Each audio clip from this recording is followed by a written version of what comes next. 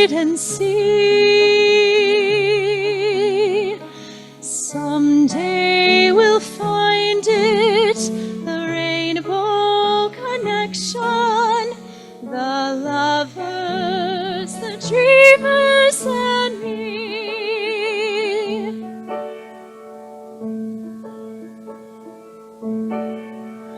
Who said that every wish would be heard and answered when wished on the morning star? Somebody thought of that, and someone believed it. Look what it's done so far. What's so amazing that keeps us stargazing? And what do we think we might see?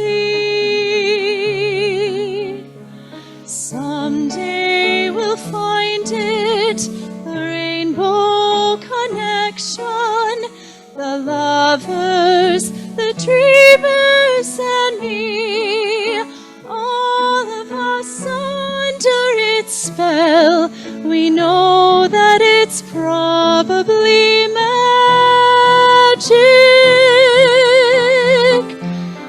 Have you been half asleep, and have you heard voices? I've heard them calling my name. Is this the sweet sound that calls the young sailors? The voice might be one and the same. I've heard it too many times to ignore it. Something that I'm supposed to be. Someday we'll find it, the rainbow connection, the lovers, the dreamers, and me. La da da dee da da doo, la da da da da dee da doo.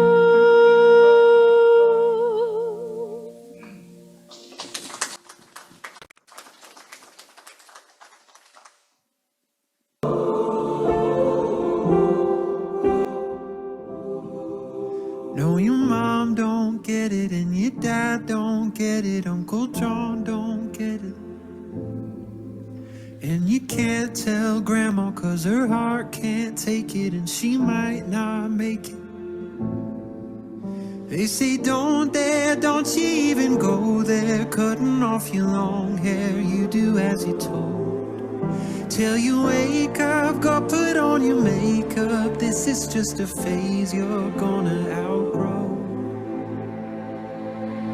There's something wrong in the village, in the village. Oh, they stare in the village, in the village. Oh, there's nothing wrong with you. It's true, it's true. There's something wrong with the village, with the village. Something wrong with the village. Feel the rumors follow you from Monday all the way to Friday dinner. You got one day of shelter, then it's Sunday hell to pay, you young lost sinner. Well, I've been there sitting in that same chair, whispering that same prayer 500,000 times. It's a lie though, burying disciples, one page of the Bible isn't worth a life. There's something wrong in the village, in the village. Oh, they stare in the village, in the village. Oh, there's nothing wrong with you. It's true, it's true.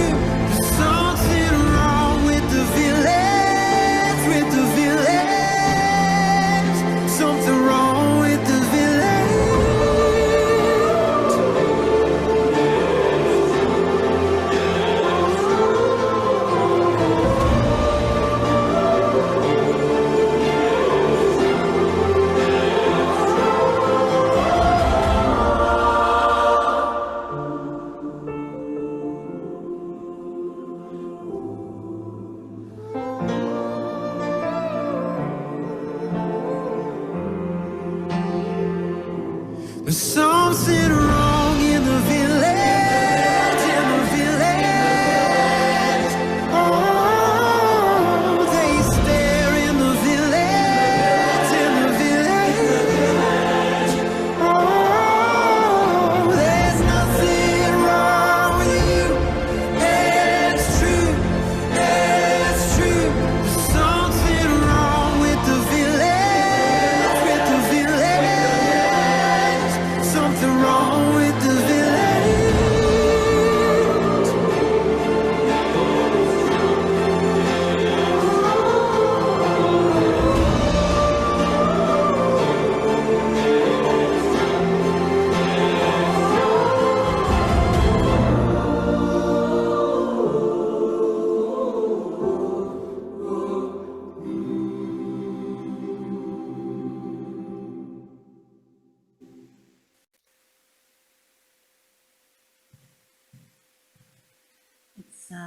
It's not Pride Month unless you're crying at 10:30 on a Sunday, right?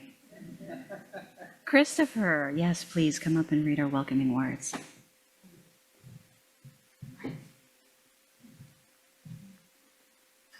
Thank you. I need that. Is there a staff? It's on it. Where? Okay, hand me the staff. Oh, you want the whole thing? Yes. Okay. Here, read. Good heavens. It comes right out. I got you. Okay. All right, it's time for some less polite Midwestern behavior. Because this flag, this rainbow flag means something.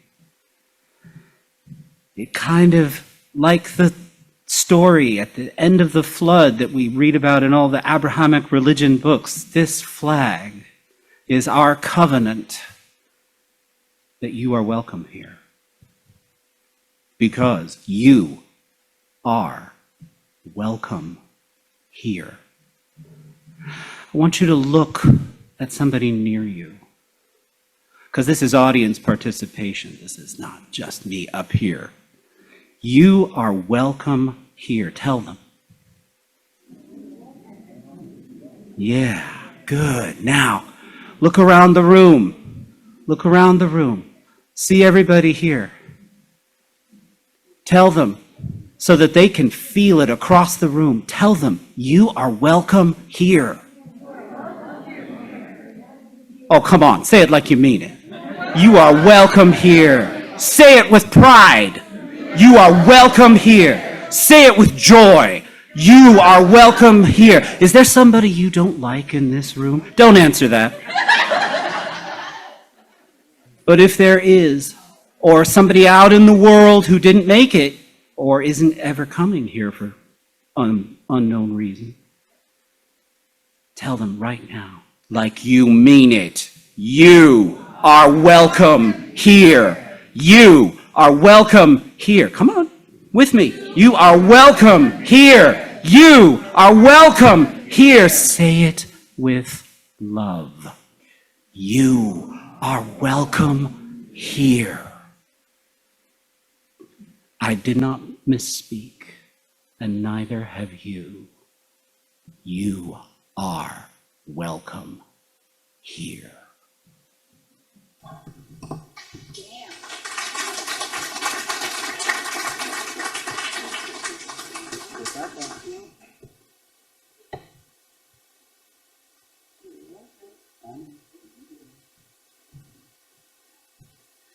Well, service is over. Let's all go home.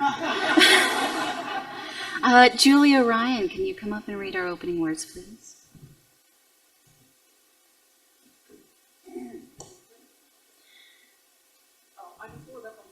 Yeah? In preparing for today, Crystal found a phrase that hit her with a jolt of beloved excitement, like the sight of a dandelion or unexpected floating bubbles. Queerly beloved. In 2014, feminist and intersectional writer Bell Hooks wrote about the word queer, not as being about who you're having sex with. That can be a a dimension of it, but queer as being about the self that is at odds with everything around it and has to invent it and create and find a place to speak and to thrive and to live. With that in mind, plant your feet, ground yourself, deeply draw in a deep breath, and breathe out slowly with this intention. Queerly beloved, spirit of the strange, and the odd, and the imperfect, and the beautiful, help us find the words that embody who we truly are.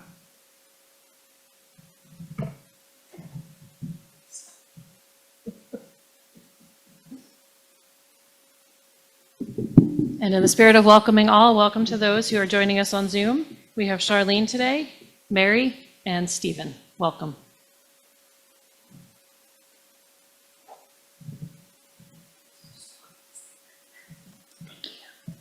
All right, next up is announcements.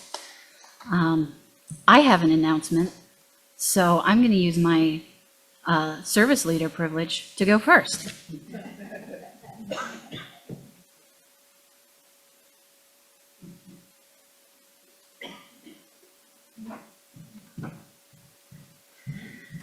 Jim, will you join me up here, please?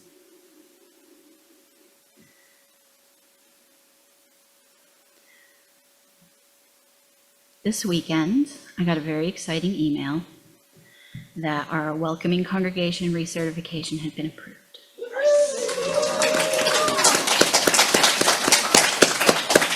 Reverend Jim, on behalf of the welcoming congregation, I would like to bestow you our certificate of welcoming.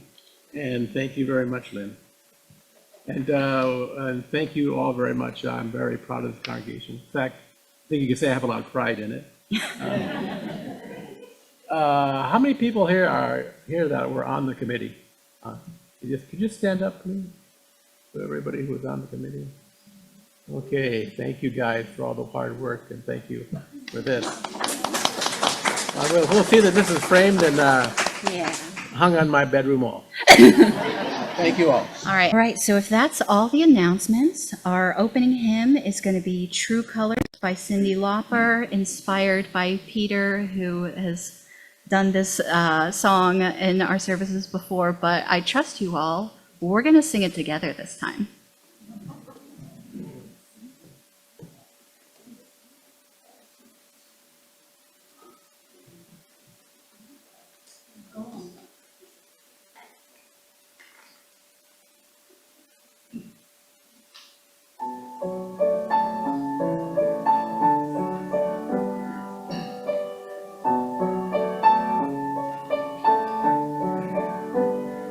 With the sad eyes, don't be discouraged, though I realize it's hard to take courage in a world full of people.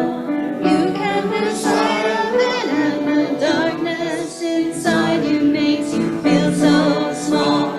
But I see your true colors shining through. I see your true colors, and that's why I love you. So don't be afraid to let them show your true colors, beautiful, though like a rainbow.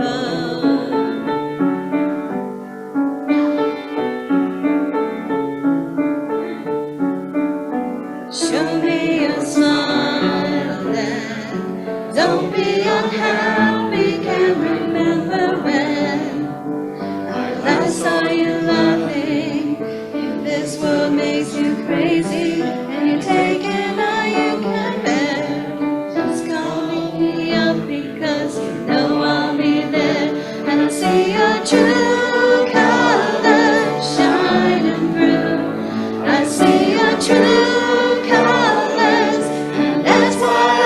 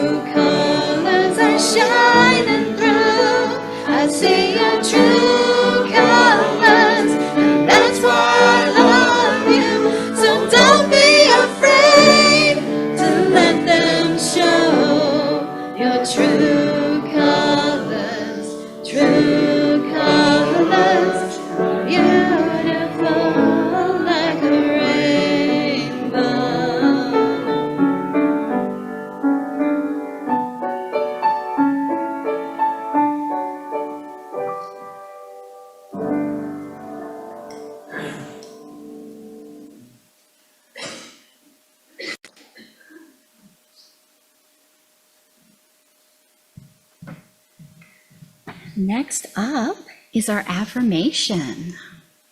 Once we get that up, let's all read it together.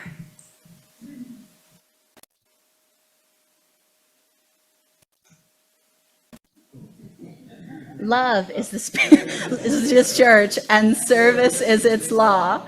This is our great covenant, to dwell together in peace, to seek the truth in love, and to help one another. Thank you. Yes, Lori, for our chalice lighting. Thank you. We light this flame to ignite our hearts and minds, the spark of knowledge that enlightens, the shimmering hope that burns, the blazing love that engulfs our actions, the bonfire of our commitment. We light this flame for those who celebrate themselves, who fear, who hope, who persevere, who stand on the side of love for all. We light this flame for those who have been ridiculed, that they may find peace, for those who have fought to marry, that they may celebrate, for those who live in uncertainty in the world, that they may have hope. We light this flame to renew our commitment that no one shall ever again suffer for the right to love. We light this flame to celebrate our kaleidoscope of diversity, working, loving, and living on the side of love. For this, we light this flame.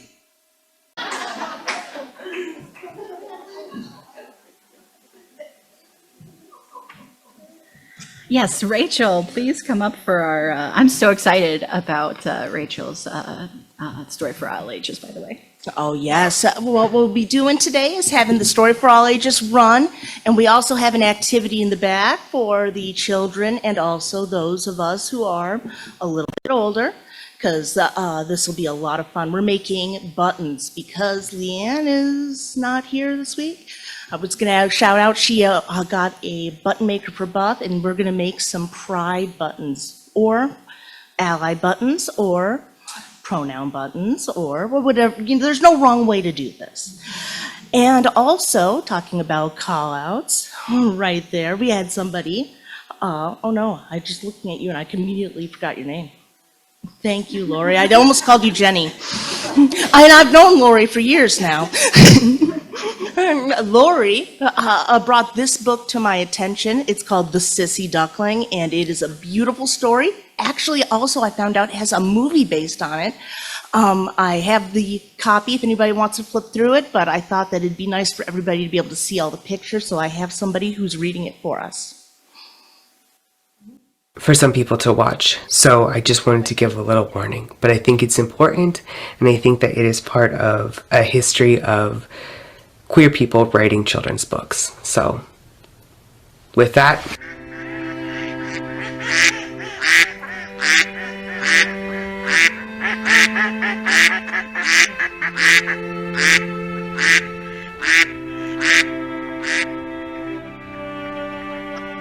Hi friends!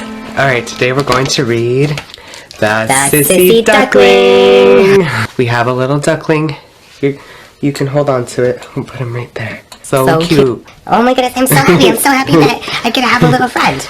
Elmer was the happiest duckling in the whole forest. He loved to build things and paint pictures and play make-believe. He also enjoyed helping around the house and was especially fond of decorating cookies. Yes, Elmer was one happy duckling, doing all the things he loved to do. Unfortunately, there wasn't a single other boy duckling who liked to do any of the stuff that Elmer did. Not one! They boxed while Elmer baked. They built forts. Well, Elmer built sandcastles. They had football games, and Elmer put on puppet shows. Sometimes Elmer played with the girls. Most of the time, he played alone. You'll never get along in this world if you don't learn to play with others, Papa Duck told his son. It's time you learn to play baseball. How about I put a halftime show on instead, offered Elmer. Papa Duck shook his head. What's the point, Elmer? I can't catch and I can't throw. You don't have to catch or throw. Just hit the ball, said Papa, plunking the batting helmet onto Elmer's little head. This is going to be a disaster, thought Elmer, as the first pitch streaked right past his beak. Batter can't hit, batter can't hit, chanted the catcher. Elmer snapped back. Do I point out your shortcomings? As the second pitch whizzed by his bat, the umpire called, Strike two! Swing, hollered Papa, swing! Another pitch flew right by the catcher's gloves. Strike three! Shouted the umpire. You're out! Oh no. Really? I'm all done, asked Elmer, tossing aside his helmet and bat. "Thanks for the swell time, fellas," he announced. "See ya in postseason." And then, to the amazement of all, he skipped merrily away. Elmer was getting ready for bed when he heard his papa shouting in the living room, "Sissy. They'll call him Sissy, and now I'm the laughing stock of the whole flock." When Mama came to tuck Elmer into bed, it took all his courage to ask, "What's a sissy?" Mama sat down next to him and explained, "Sissy is a cruel way of saying that you don't do things the way others think that you should. I don't do things the way that others think that I should." "Me neither." "Just like they do," Mama said with a smile. "You are special, Elmer, and being special sometimes scares those who are not." "I don't want to be special," Elmer said, confused. "But you are," Mama said, holding Elmer very close. "And one day you'll amaze us all." It's very sweet.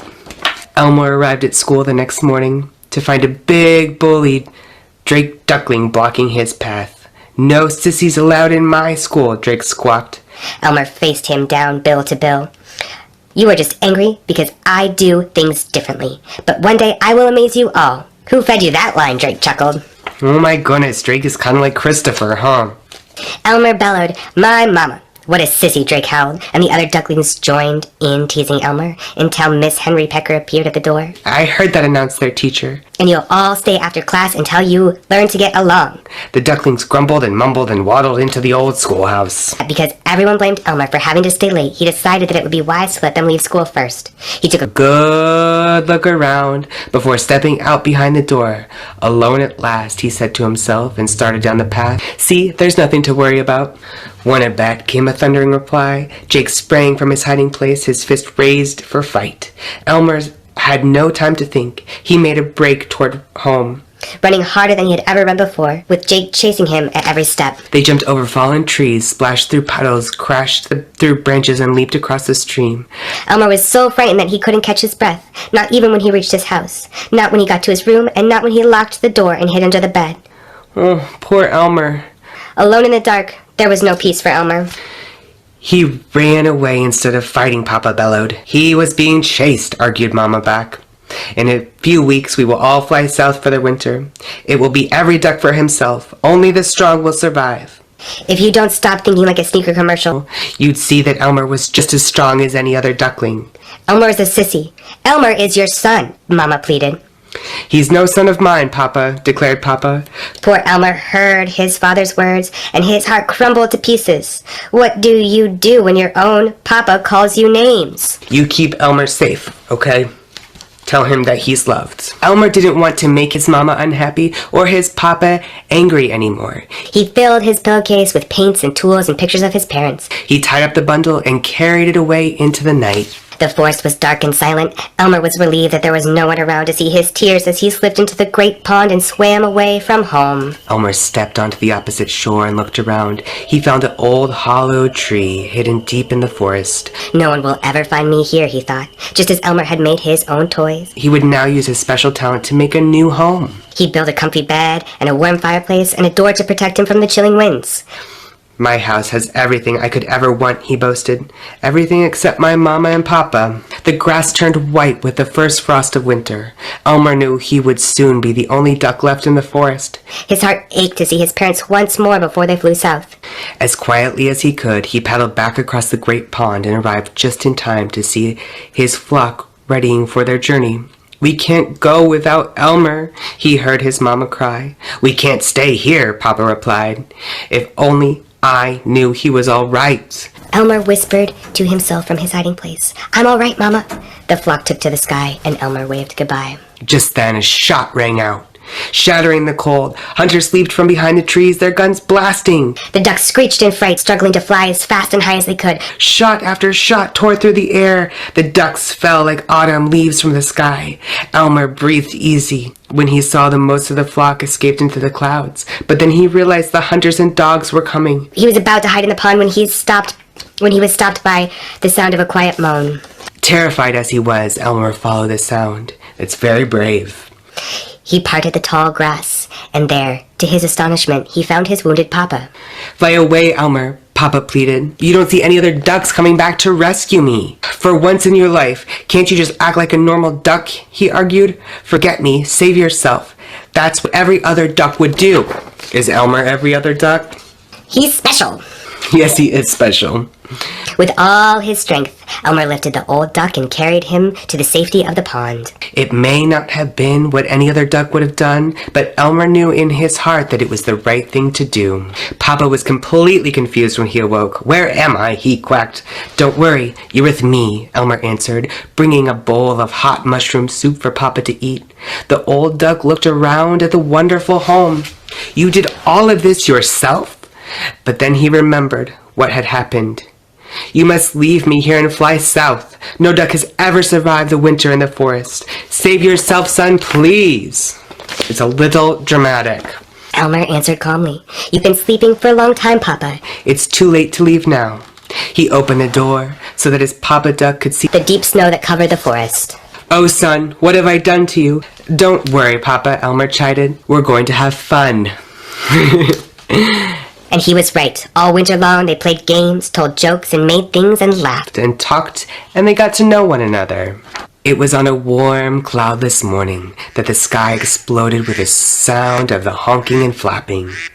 Spring had come, and the ducks were returning home. They gathered in the large field to give thanks for their safe journey. As the newly elected leader of the flock, Drake Duckling asked for a moment of silence to remember all of the fellow ducks who had not made it through the winter. And let's not forget the one shot by the hunters last fall. And Elmer, Mama called out. Don't forget, we lost my Elmer too. Now how could we forget Elmer? Drake chuckled. That little sissy. The other ducks joined in the laughter until a voice boomed forth. If Elmer is a sissy, then I wish I were a sissy too. Drake angrily demanded, Who is that? To everyone's shock, Papa stepped forward. Papa, it was impossible. No duck had ever survived a winter in the forest. Not one, not ever, never. Mama ran to embrace Papa, as the other ducks wondered how. Elmer was so engrossed in cooking a pot of dandelion stew that he never even knew his mama was there until she said, Are you too grown up to give me a kiss? Elmer cried with joy and hugged her. I always knew you were special, she whispered to him, and now everyone else knows too. I'm so proud of you. The entire flock cheered when Elmer stepped from his home. One by one, each duck congratulated him for his bravery and loyalty and ingenuity. Drake Duckling sheepishly kicked the dirt with his webbed feet. He didn't know what to say except, Way to go, Elmer, and he offered his wing for a high five. Elmer took a deep breath and then spoke his mind. I want to make one thing perfectly clear. I am the same duck I have always been. I have not changed. I am a big sissy and I'm proud of it. Drake took a step forward. You haven't changed, but maybe I have. Again he offered his wing. This time Elmer slapped it hard as the flock rushed to surround their hero. Let's have a little high five. Where's your wing? Oh, boom! Yay, Elmer. Over the years, Elmer learned that he was not so very different after all. Out in the world, he met a lot of other ducks just like himself. No, Elmer was not different, but he always did remain special. All right, goodbye everyone. Remember to stay safe and always read books.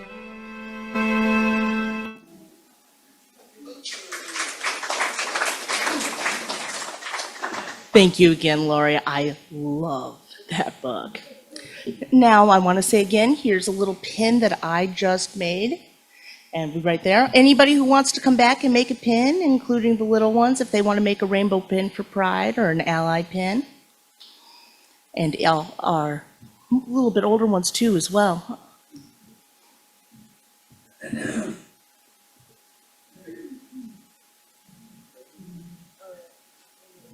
Yeah, just as a transition, let's go ahead and sing the children out, even though they're only going right there. Thank you. Sorry. Yeah. Do you want to get her starting that? Go now in peace, go now in peace. May the spirit of love surround you everywhere, everywhere you may go.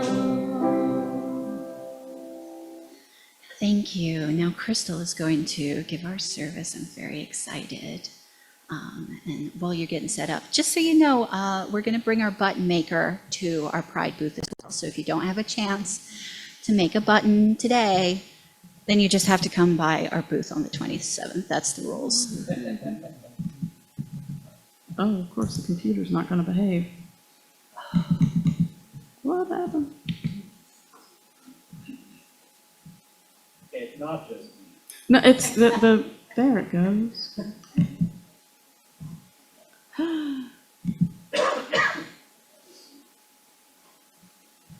So, it's Flag Day. Happy Flag Day.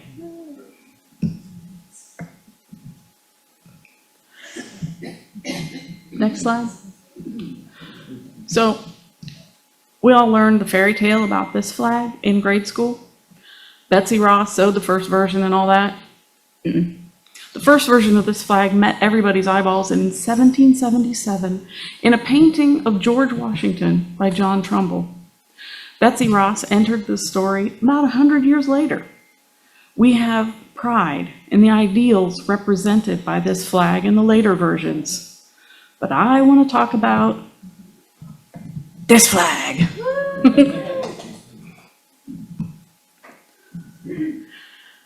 The Human Rights Campaign Foundation website says that the original pride flag was created in 1978 after activist Harvey Milk asked artist Gilbert Baker to design a symbol of gay pride. Each color represents a different part of the LGBTQ+ community. Hot pink represents sex. Red symbolizes life. Orange stands for healing. Yellow equals sunlight. Green stands for nature. Turquoise symbolizes magic and art. Indigo represents serenity, while violet symbolizes the spirit of LGBTQ+ people. Gilbert said, "Our job as gay people was to come out, to be visible, to live in truth, as I say, to get out of the lie."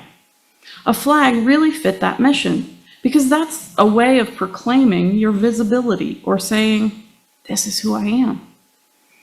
The pride flag has changed and evolved and birthed spin-offs so that more and more people can express their identity.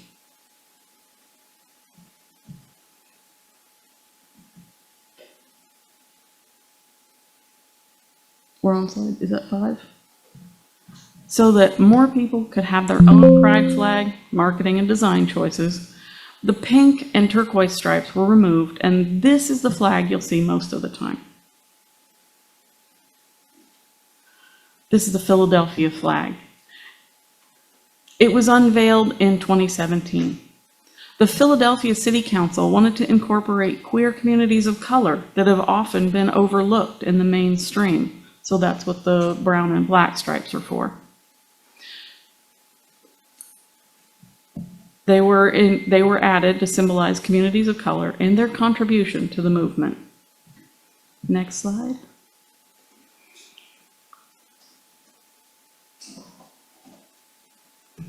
This is the Progress Pride flag.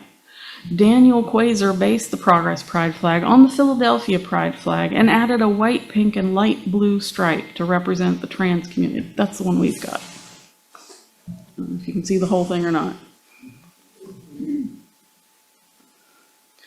While the black and brown stripes still represent communities of color, the black stripe also represents over 448,000 individuals that the community lost during the HIV and AIDS crisis. If we read one name per second nonstop, it would take over 4.5 days to read them all. The intersex inclusive pride flag, created by Valentino Vecchietti,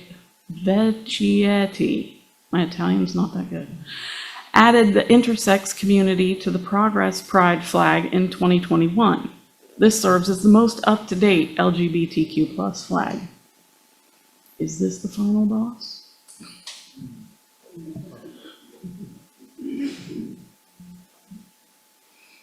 The Queer Pride flag blends representation for orientation and gender. Created in 2015, the flag represents all aspects of queerness as the label queer has become more celebrated. The pink and blue shades represent same-gender attraction, while the orange and green stripes stand for non-binary and gender non-conforming individuals. The black and white stripes symbolize asexual, aromantic, and the agender community.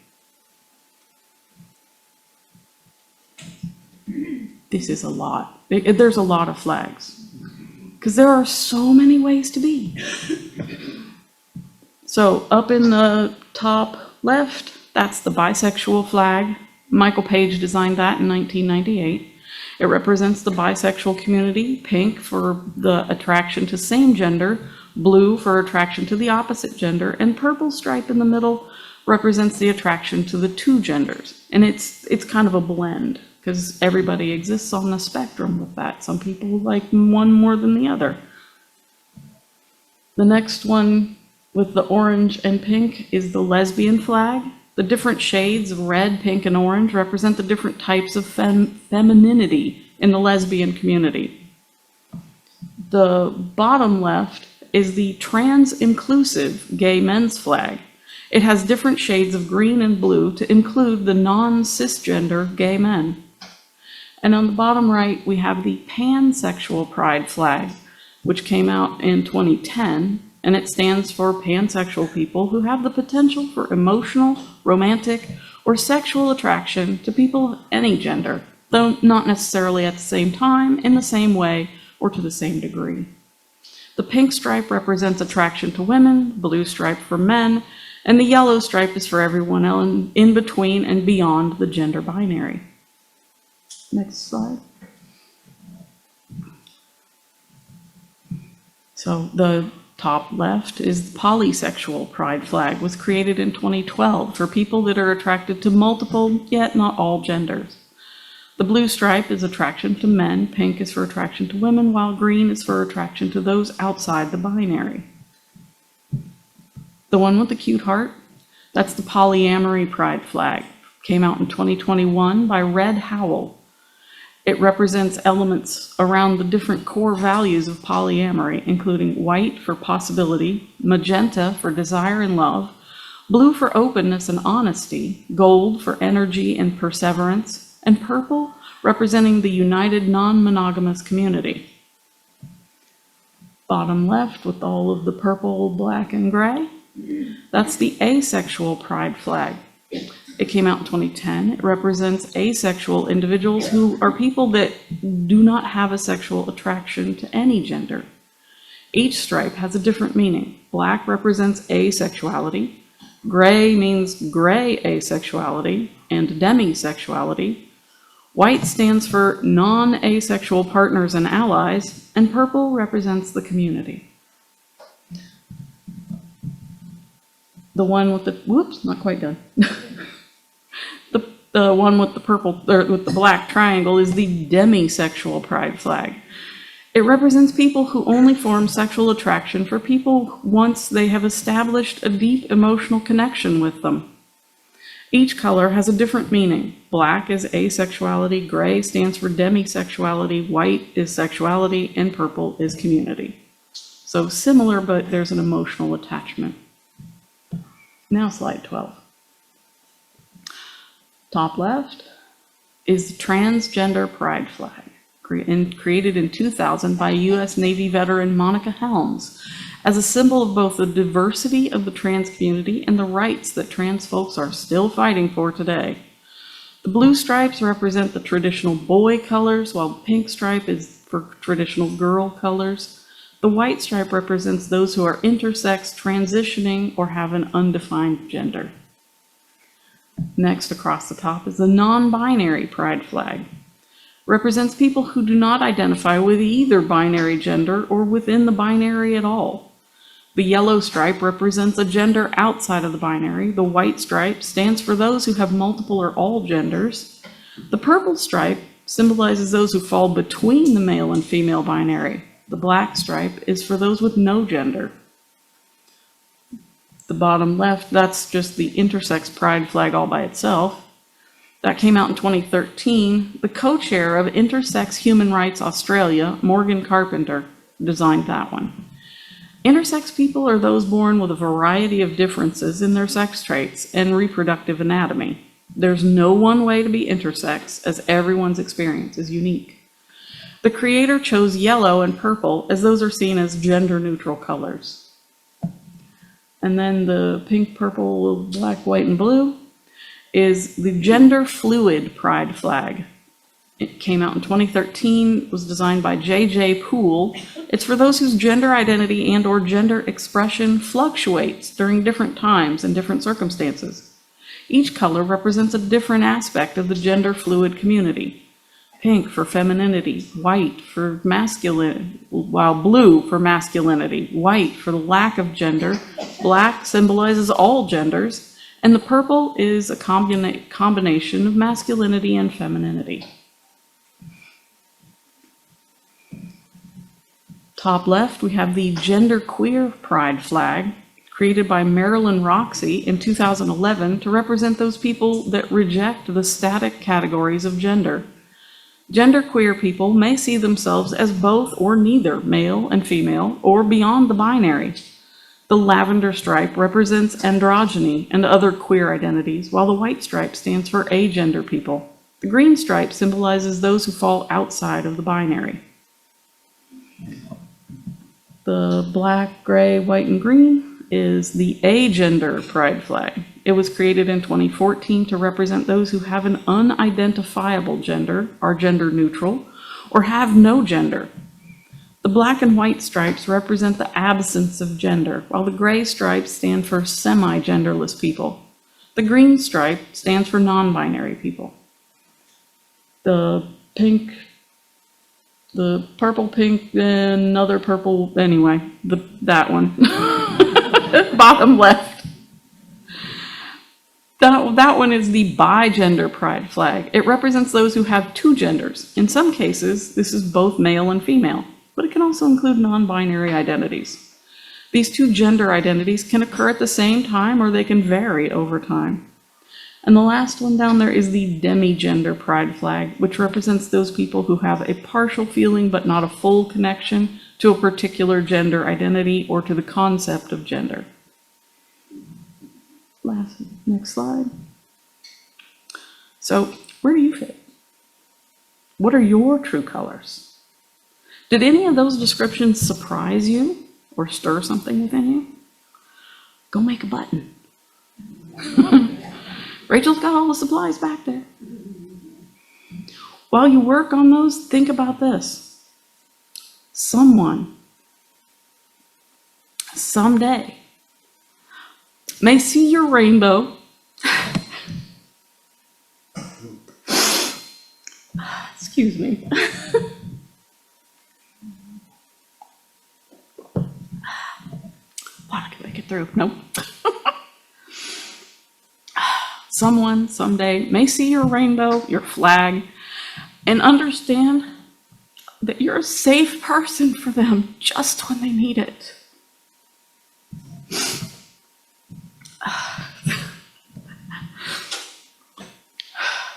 We're a welcoming congregation.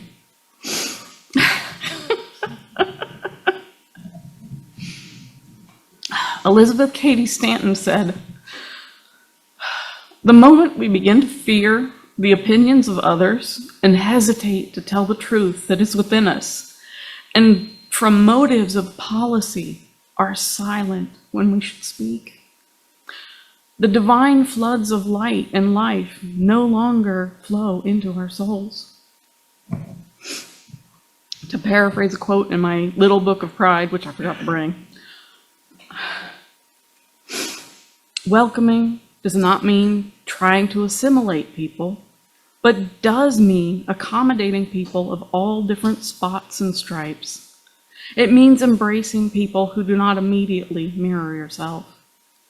Their spots, stripes, and own true colors, are beautiful, and so are yours.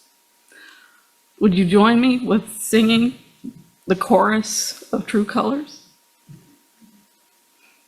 I see your true colors shining through. I I see your true colors. That's why I love you. So don't be afraid to let them show your true colors. Your true colors are beautiful like a rainbow.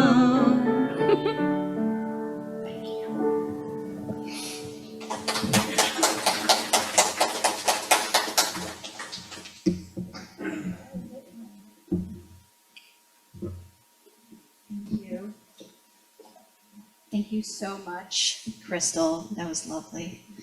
Yeah, a lot more flags than probably most of you thought, huh? So our opening hymn is She Keeps Me Warm by Mary Lambert. Beth's going to join me with this one. I hope you enjoy it. We're going to have the words up. If you know it, sing along. If you don't know it, try and join us in the chorus if you want to.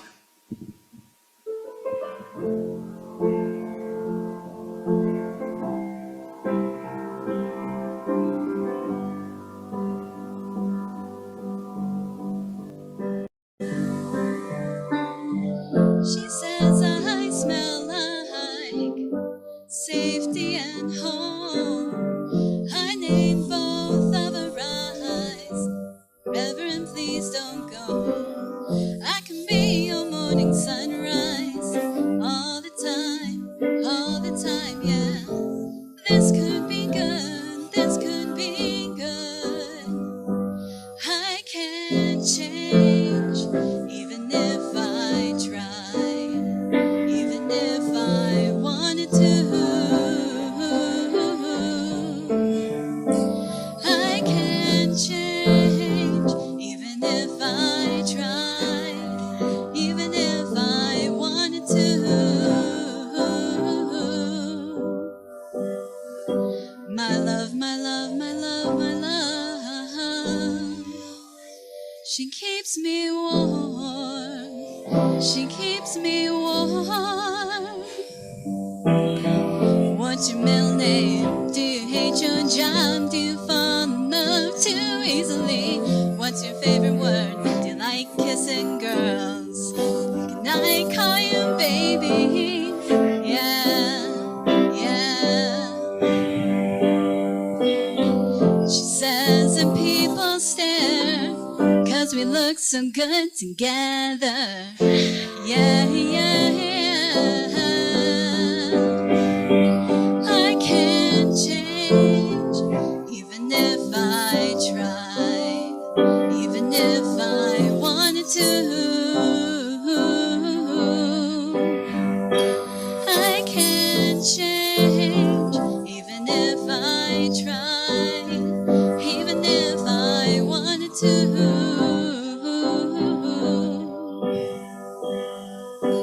My love, my love, my love, my love. She keeps me warm. She keeps me warm. She keeps me warm. She keeps me warm.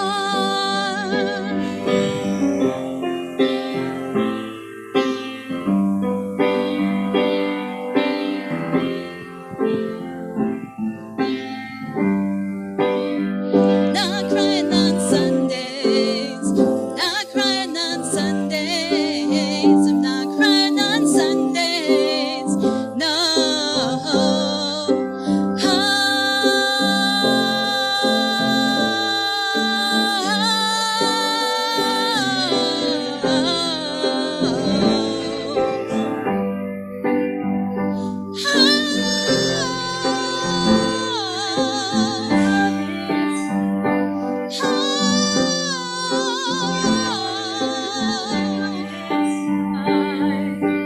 My love, my love, my love, my love.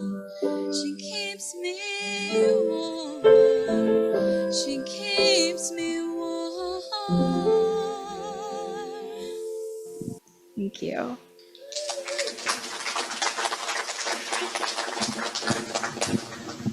Lori, do you want to come up and do our extinguishing? Thank you.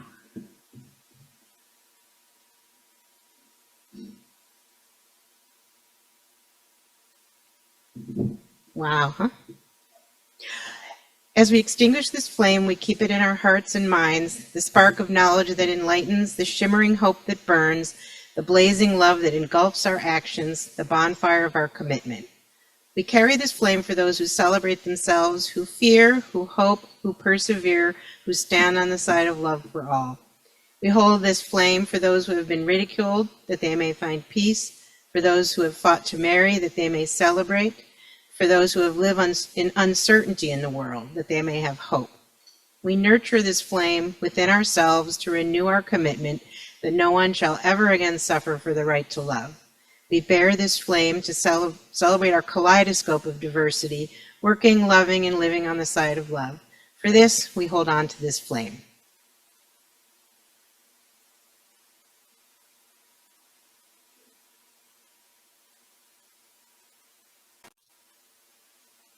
All right, join me in the benediction if you want to form our circle. Thank you so much. We only ran over by 10 minutes. Leanne wasn't here to stop me.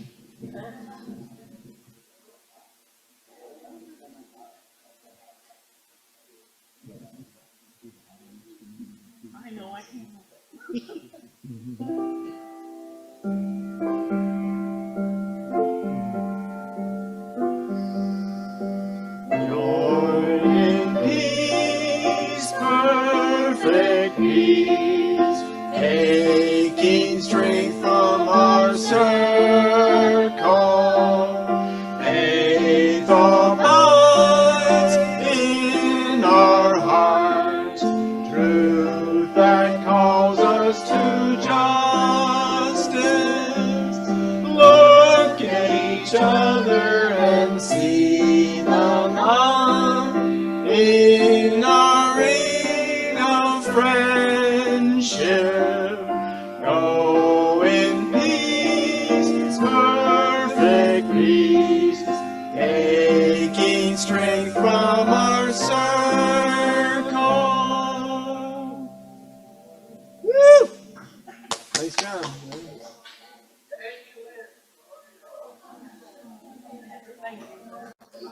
And thank you for your contributions as well.